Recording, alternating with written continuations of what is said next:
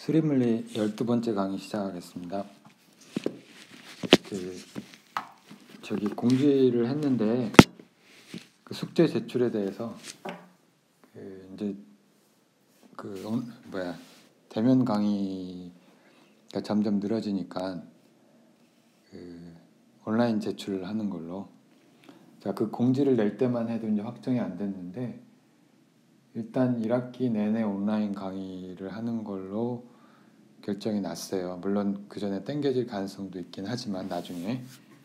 그렇기 때문에 일단 우리는 모든 것은 온라인에서 한다는 전제하에 지금 앞으로 수업을 진행해야 되고요. 이제 다른 건 문제가 아닌데 이제 숙제하고 시험이 문제죠. 근데 숙제는 큰 문제는 없을 것 같고요. 그 숙제에 대한 공지사항은 이 공지사항 따로 올렸으니까 살펴보시고 꼭 그대로 제출해 주시고 시험은 이제 좀 더 고민을 해봐야 되죠. 아무튼 그렇고요. 지난 시간에 한 것 중에 잠깐만 보면 그 야코비안을 우리가 이제 코디네이트 트랜스포메이션, 그러니까 좌표 변환에서 이용했잖아요. 그러니까 예를 들면 스피리컬 코디네이트 같으면 R제곱 사인 세타가 붙는데 뭐 그림으로 보면 우리가 유도를 할 수 있지만 이걸 수학적으로 어떻게 유도를 하느냐, 대수적으로 그게 이제 바로 야코비안이고, 야코비안을 계산해봤더니 그 룰대로 규칙대로 계산해봤더니 이 값이 나오더라. 뭐 그걸 확인을 했었습니다. 그래서 근데 야코비안이 근데 굉장히 파워풀한 거는 모든 종류의 코디네이트에 대해서 다 성립한다는 거죠. 특별히 그 구좌표계나 원통 좌표계 같은 우리가 그림을 그릴 수 있는 규칙이 비교적 단순한 그런 좌표계뿐만 아니라, 그 다음에 이제 이그젠플2 계산하다 말았는데 계산 다음 시간에 한다고 했는데 잠깐 해보죠. 계산을 할 줄 아는 게 중요하니까. 자, 이걸 계산을 해보면, 자, 여기서부터 계산은 다음 시간에 한다고 했으니까, 자, 이걸 다시 보면 이 값을 계산을 하면 z는 r에 얼마야? 코사인, 아니 z는 원통 좌표계니까 그냥 z로 쓰면 되고, 로는 상수고 z는 0에서부터 h까지고요. 이 그림상에서 얘기해요. 그 다음에 dv를 계산하면 되죠. dv를 계산을 하면 그 dz 이렇게 나오고, d세타는 그대로 하고 여기서 2파이, 그 다음에 r은 요 야코비안이 r이라는 벡터가 붙어서 rdr 이렇게 나오고, r은 0부터 z까지. 지난 시간에 한 거랑 동일해요. 동일하게 여기는 우리가 파이 r제곱이 나오고, 면적 적분한 거죠. z제곱이 나오고요. r이 아니고. 자, 이걸 이제 z에 대해서 적분을 하면 로 파이 앞으로 나오고 0부터 h까지. 앞에 z가 하나 있었고 여기 z제곱이 있으니까 z 3승에서 얘는 적분하면 4분의 1 z 4승 되잖아요. 그래서 이거를 해보면 4분의 로에 파이에 h의 4승. 자, 이 값이 나와서 이거를 결국에는 질량으로 나누면, 전에 구했던 질량으로 나누면 이게 질량이잖아요. 자, 이제 다음과 같이 여기에 센트로이드 포지션이 4분의 3, 요 높이의 4분의 3, 요 위치가 요 높이가 4분의 3 H인 곳이 그 질량 중심이 된다. 뭐 그걸 우리가 확인을 할 수가 있었습니다. 자, 그리고 오늘 할 내용은 뭐지? 이 강의는 일단은 예제를 하나 하고 서피스 인티그랄을 해야 되는데, 서피스 인티그랄 하려면 이제 그라디언트라는 개념이 필요해요. 그게 좀 따르기도 하고, 예제 5번을 보면요, 그 어떤 입자가 있어요. 입자가 있는데 이거 속도가 있잖아요. 속도라고 하는 거는 물론 이제 위치를 시간에 대해서 미분을 하는 거죠. 이거는 이제 그 우리가 XY 좌표계로 쓰면은 세 개가 있죠. X, Y, Z 세 개의 성분이 있는데 이 속도를 그 구좌표계로 쓰라는 거예요.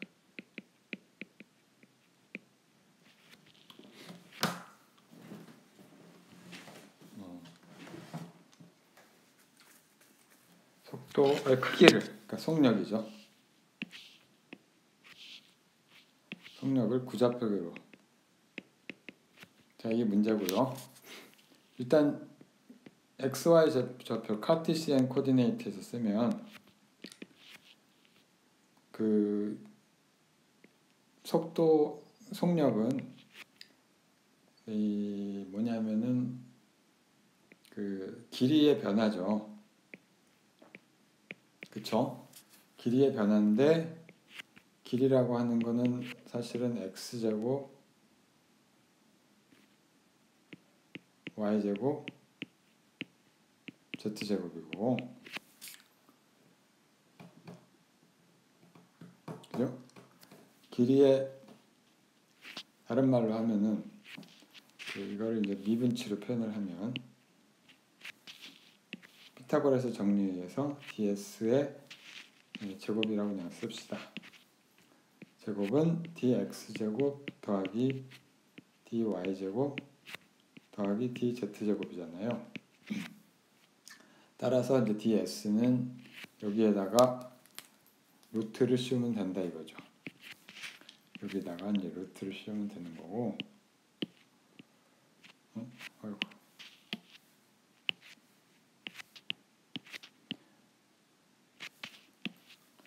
루트를 씌우면 되니까 결국은 이제 이거의 속도는 다시 얘를 미분을 해줘야 되잖아요. v는 이제 dt분의 ds니까 이걸 하면 dt를 안에다 집어넣으면 되잖아요. 루트에 이걸 이렇게 쓸 수가 있죠. dt 제곱분의 좀 그냥 스텝 바이 스텝으로 하면 dt분의 제곱분, 두 번 미분하면 안 되지. dt분의 ds의 제곱 이렇게 하면 돼서 다른 게 아니라 그냥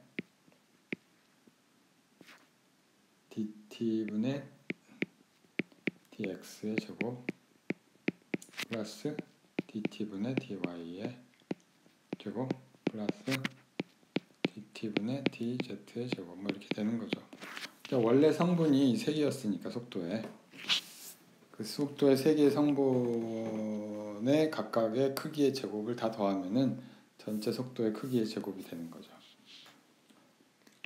피타고라스 정리에 의해서. 자, 그러면 이제 스피리컬 코디네이트로 하면 어떻게 되냐? 그걸 따져야 되는데 뭐부터 해야 되겠어요? ds 제곱을 어떻게 쓸 것이냐 이걸 하면 되죠. 이거 했잖아요. 이거 했고요. 저기 앞에 이걸 쭉 다시 한번 보면, 그죠? 여기 있죠. 여기 있죠. 이거는 뭐 길이를 따져 보면은 이쪽 방향의 길이가 dr이고, 그 다음에 이쪽 방향의 길이가 r d셋하고, 이쪽 방향의 길이가 r sin 세타 d 파이 이렇게 돼가지고, 그렇죠? 그 세 개가 또 직교를 하니까 이 길이의 제곱은 이렇게 쓸 수가 있는 거죠. 자, 그걸 그대로 적용하면 돼요. 그대로 적용을 하면 어떻게 되는 거 아니? dr 제곱 더하기 r 제곱 d 세타의 제곱 더하기 r 제곱 sin 세타 제곱 d 파이의 제곱 이렇게 쓸 수가 있고, 따라서 dt분의 ds의 제곱이 이 속도의 제곱인데, 이게 바로 v의 제곱인데, 이거는 그대로 dt 제곱을 밑에다 해주면 되니까 이렇게 쓰면 되죠. dt분의 dr의 제곱 더하기 r 제곱에 dt분의 d 세타의 제곱 더하기 r 제곱 sin 세타의 제곱에 dt분의 d 파이의 제곱. 따라서 속도는 루트하고 이걸 해주면 되겠죠. 그대로 넣어주면 되죠. 이렇게 되는 거죠. 네, 이렇게 쓸 수가 있고요. 자, 이제 각각의 잠깐만 의미를 보면, 얘는 이 구좌표계에서 구가 이렇게 돼. 구좌표계에서 예를 들어 이제 어떤 입자가 여기 있는데, 이게 뭐 아무데로나 갈 수 있잖아요. 그 중에 이쪽 방향의 성분, 라디얼 방향으로, 그러니까 반지름 방향으로 가는 속도고요. 그 다음에 이놈은 이게 세타 방향으로 이쪽으로 이렇게 돌아가는 속도를 얘기하는 거겠죠. 각속도를 얘기하는 거죠. 세타 도트가 되고, 그 다음에 파이 방향은 또 이제 구좌표계에서 이렇게 도는 방향 있잖아요.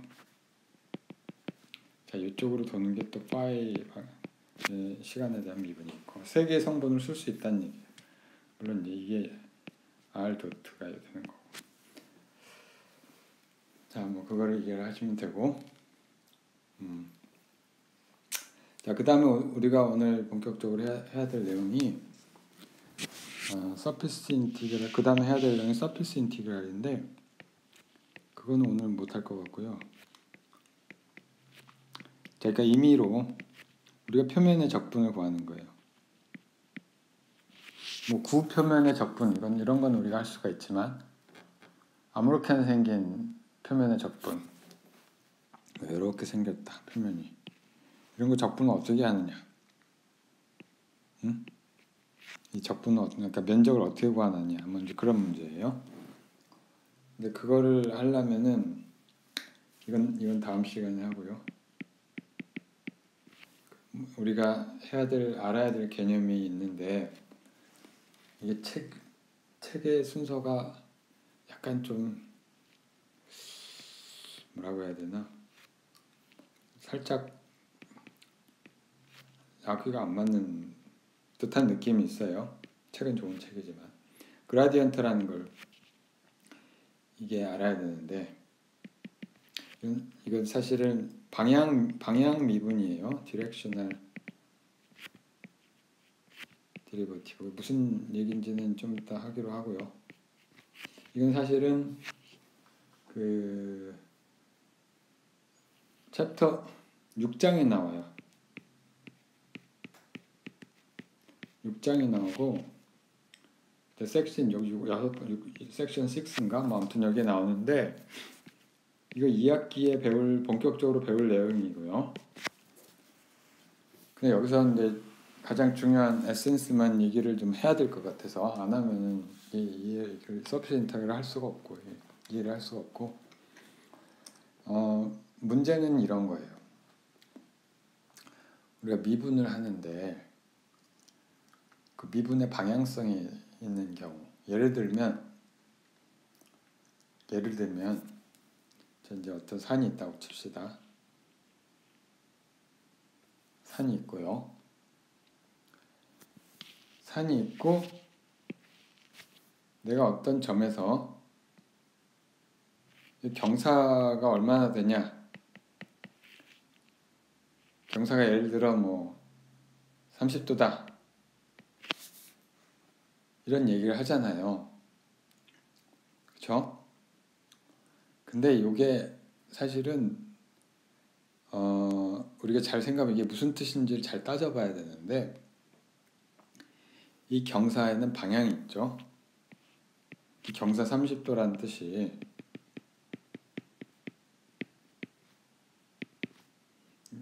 이게 어떤 의미인지 따져봐야 되는데, 일단은 경사는 방향마다 다 달라요. 그렇죠? 그러니까 왜 그러냐면, 예를 들어 내가 이제 색깔을 내가 여기 여기 능선이라는 게 있어요. 능선이라는 게 있을 텐데, 능선이라는 말을 쓰죠. 능선 방향이 있고, 자, 잠시만. 그 다음 능선 말고 그 다음에 이걸 뭐라고 그러나, 이쪽 방향이 있는데, 응? 그쵸? 일단은 능선이라는 말을 알지 모르겠는데, 이게 그 경사가 거의 없는 방향이 능선이잖아요. 능선이라고 하는 말은 이 경사가 0이란 얘기예요, 거의. 그쵸? 여기로 가기가 쉽죠? 그런데 이 경사가 30도라는 얘기는 사실은 가장 경사 중에 경사의 최대치를 말하는 거죠. 최대값. 그쵸? 이게 보면 내가 경사가 이쪽 방향이냐 아니면은 이쪽 방향이냐 또는 뭐 이쪽 방향이냐 다 다르단 말이에요. 경사가. 그쵸? 자, 그런데 이 사실은 그러니까 정확히 말하면 보통 경사라고 하면은 결국 이제 높이하고, 이 말이 이상하네. 높이하고 거리, XY상 평면상의 거리하고 이거의 변화율을 의미하는 거죠. 우리가 이걸 굳이 등고선으로 그린다면 뭐 이런 게 되잖아요. 그 등고선이 우리가 등고선에서 많은 정보를 얻을 수가 있는데, 예를 들어 요점이 요점이라고 칩시다. 이 등고선에서 이 등고선을 따라가면 경사가 0이죠. 이게 사실 능선 방향이죠. 이 방향을 이게 능선이라고 하는 거고, 경사가 제일 높은 방향이 이거 수직인 방향이죠. 그쵸? 우리가 그걸 머릿속에 넣고 있으면 돼요. 그 개념을 머릿속에 넣고 있으면 되고, 자, 그래서 우리가 이 경우에 나중에 하게 되겠지만 이 높이라고 하는 거를 Z라고 하고요. Z가 사실 XY의 함수죠. 등고선 상에서 보면 이게 XY예요. 이게 X축, 이게 Y축. 뭐 이렇게만 잡아야 되는 건 아니지만, 자, 그러면은 우리가 이 경사가 제일 높은 방향을 우리가 생각할 수가 있고요. 이 방향, 그렇죠? 경사가 제일 큰 방향, 그러니까 정상으로 향하는 방향. 그 위치마다 이 경사에 해당하는 벡터가 있어요. 경사 벡터, 우리가 경사 벡터라고 우리가 부릅시다. 번역을 어떻게 해놨는지 모르겠는데, 그 우리가 그라디언트라고 불러요. 그라디언트는 어떻게 되느냐면은, 이거는 우리가 이렇게 표현을 하고요. 그라디언트 F 이렇게 표현을 하고요. 요거는 사실은 X축 뭐 이상한 글씨가 써져요. 얘는 X축 방향 그러니까 파셜 데리버티브로 이루어진 그런 벡터인데 이게 왜 그렇게 되는지는 좀 이따 보기로 하고 K에 라운드 Z분의 라운드 F 왜 그렇게 되는지는 좀 이따 보기로 하고요. 여기서 그라디언트 F의 크기가 이게 경사가 되고 이게 경사가 되고요. 아까 30도 예를 들면 뭐 30도 얘기했잖아요. 산의 경사는 이걸 얘기하는 거고요. 그 다음에 요거의 방향은 바로 이게 최대가 되는 이 방향은 바로 이 경사가 최대가 되는 방향이죠. 무슨 얘기인지 알겠죠? 왜냐하면 그냥 경사라고 하면은 방향마다 다르기 때문에. 자, 이걸 물론 3차원에서 생각할 수도 있어요. 3차원으로 생각하면 이렇게 등고선을 그릴 수는 없겠지만 3차원으로 생각하면 이제 3차원 이 공간에서 3차원 공간에서 우리가 어떤 걸 생각할 수 있냐면은 어떤 함수가 있어요. 어떤 f, x, y, z라는 함수가 있어요. 이거는 우리가 네 번째 축을 그릴 수가 없으니까 그림을 그릴 수는 없는데 어떤 함수가 있다고 쳐요. 근데 우리가 어떤 건 그릴 수 있냐면 등고선 말고 이 f 함수가 일정한 그런 면들은 그릴 수가 있어요. 예를 들어서 이거를 우리가 그런 면이 있다고 칩시다. 뭐 이런 면이 이렇게 있고요. 이게 뭐 fx, y, z가 0이다. 아니면 살짝 이제 이동을 했더니 꼭 이래야 되는 건 아니지만은 여기 살짝 이동을 하면은 또 다른 색깔을 살짝 바꿀까요? 그냥 놔둡시다. 스타일을 살짝 바꿔놓고 예를 들어서 이것만 막혔네. 이 면이 이 면이 뭐 fx, y, z가 1이다. 그 다음에 그 아래면이 fx, y, z가 0이다. 뭐 이런 생각을 해볼 수가 있겠죠. 생각을 해볼 수가 있는데 그러면 이때 그라디언트 F는 어떻게 될 것이냐. 이때 그라디언트는 무슨 뜻이고 이걸 어떻게 구할 수가 있느냐. 얼마나 이게 빨리 변하고 어떤 방향으로 변하는지 생각할 수 있잖아요. 우리가 등고선에서 경사 생각하듯이. 자, 그런 걸 생각을 하는데 자, 그럼 이제 뭐 이런 평면이 뭐 아주 많을 테니까 뭐 예를 들어서 여기에 이렇게 너무 직선으로 그리면 안 되고 이렇게 구부러진 평면이 있는데 이 값이 f의 파이라고 썼고 지금 상관없는데요. f라고 쓰지 말고 파이라고 씁시다. 파이라고 쓰고요. 자, 이 값이 이제 파이가 상수인 임의의 평면이다. 이건 상수란 뜻이에요. 컨스턴트 라고 생각을 해보고요. 그러면 이때 임의로 내가 위치를 내가 dx라는 살짝 디스플레이스먼트를 시켰다고 쳐요. 아무데나 임의의 arbitrary displacement 벡터라고 칩시다.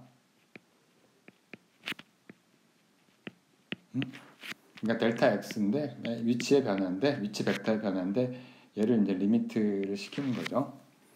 자, 그럼 이때 파이가 얼만큼 변했느냐 이런 걸 생각할 수 있겠죠. 이거는 이제 함수의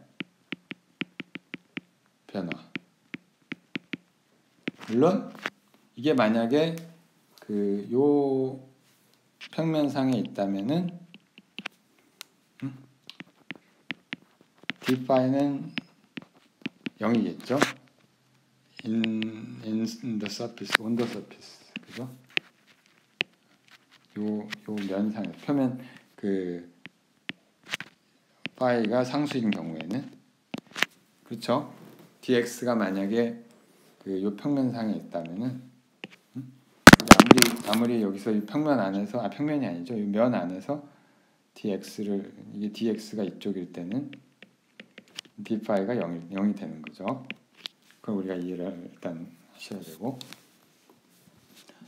근데 일반적으로 아비트러리한 경우에는 꼭 그렇지는 않겠죠. 일반적으로 그럼 d파이를 어떻게 쓸 수 있느냐. 우리가 예전에 파셜 데리베이티브에서 배웠듯이 얘는 일단 xyz 함수니까 x에 대해서 미분을 한 다음에 이렇게 쓰고 그 다음에 라운드 y에 라운드 파이에 dy 이렇게 쓰고 그 다음에 라운드 z분의 라운드 파이에 dz 이렇게 쓸 수가 있을 거예요. 그쵸? 자, 근데 이거를 잘 보면은 이게 스칼라 프로덕트 형태죠. 잘 보면은 이 뭐하고 뭐하고의 스칼라 프로덕트 형태냐면 이런 벡터하고 성분이 파셜 디리버티브 3개로 주어진 성분하고 벡터하고 그 다음에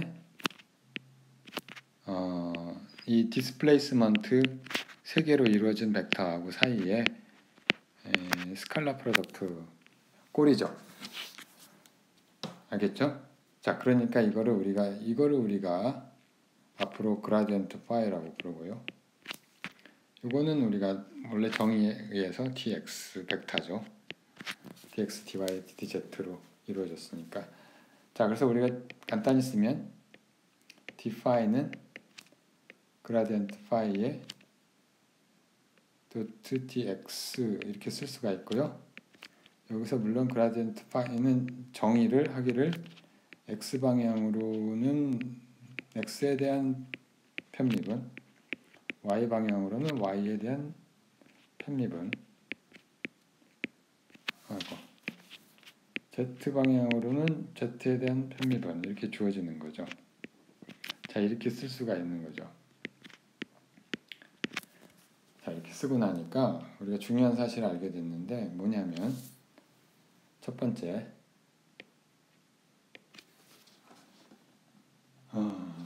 만약에 뭐부터 할까? 이 값이 d파이가 최대가 되려면 똑같은 만약에 dx 크기가 동일하다고 할 때 일정하다고 하면 이 d파이가 최대가 되는 경우는 언제냐면 이 두 개가 서로 스칼라 프로덕트가 최대가 되려면은 얘랑 평행이면 되죠. 그쵸? 다른 말로 하면은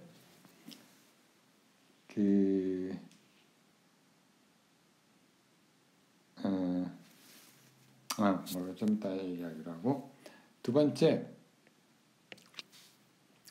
만약에 d파이가 0이 되려면 d파이가 0이라는 얘기는 사실은 이게 뭐랑 같은 뜻이냐면은 이 디스플레이스먼트가 그 안에 있어요. 요 파이가 상수인 면 안에 있어야 됩니다. dx가 이게 파이 이퀄 c 상수인 그런 면에 속해 있다는 뜻이죠.